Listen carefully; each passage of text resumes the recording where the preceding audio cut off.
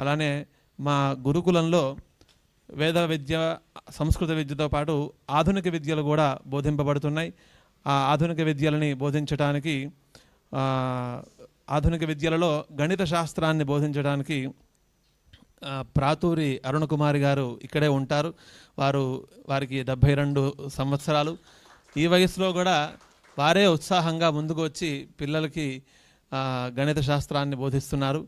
విశేషం ఏమిటి అంటే ఇవాళ మనం అందరం కూడా కుర్చీల్లో కూర్చుంటున్నాం. వయసులో ఉన్నవాళ్ళు కూడా కింద కూర్చోవడానికి చాలా సందేహిస్తూ ఉంటారు, బద్దగిస్తూ ఉంటారు. కానీ ఆవిడ 72 వయసులో కూడా పైదాకా వచ్చి కింద కూర్చొని ఆవిడ పిల్లలకి పాఠాలు చెప్పి వెళుతూ ఉండటం అనేది చాలా విశేషం.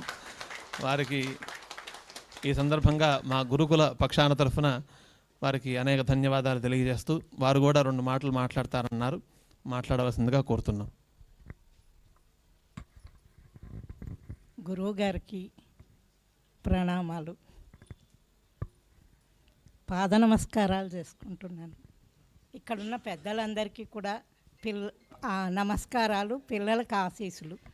ఒక్క విషయం, ఇప్పుడు గురువుగారు చెప్పింది నాకెంతో ఆనందాన్ని కలిగించింది. ఎందుకంటే వేద పండితుడు ఎంతోమంది ఉన్నారు, వాళ్ళు వేదాన్ని చదువుతున్నారు కానీ దానికి సరైనటువంటి భావాన్ని ఇవ్వలేకపోతున్నారు.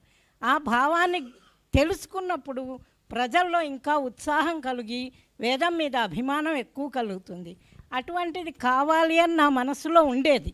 అలాంటిది వారు చెప్పిన మాటలు విని వారి కృషిని వినేసరికి నాకు ఆనందం పట్టలేకపోయి 1-2 సార్లు ధన్యవాదాలు చెప్పుకుందాం అనేసి ఇటు వచ్చానన్నమాట. భాషా ప్రవీణ చదువుకున్నాను నేను. పంచకావ్యాలు చెప్పడమే కాకుండా ఇవాళ రోజున ఈ వేదం పిల్లలకి అవి కూడా బోధించినట్లయితే వాళ్ళు ఇంకా ఉత్సాహంగా ముందుకెడతారేమో అని నేను అనుకుంటూ ఉంటానన్నమాట. అలాగే ఆ అభిమానం ఉండబట్టే వేదం జరుగుతోంది. వాళ్ళకి తెలుగు నేర్పిద్దాం. నేను తెలుగు పండిట్గా హై స్కూల్లో పనిచేసా, డిగ్రీ కాలేజీలో పనిచేశాను. సరే, ఇప్పుడు వీళ్ళకి కొంచెం తెలుగు రాదు అని నాకు తెలుసు, సరిగ్గా చదవడం కూడా రాదు, విషయాలు తెలుసుకోలేరు.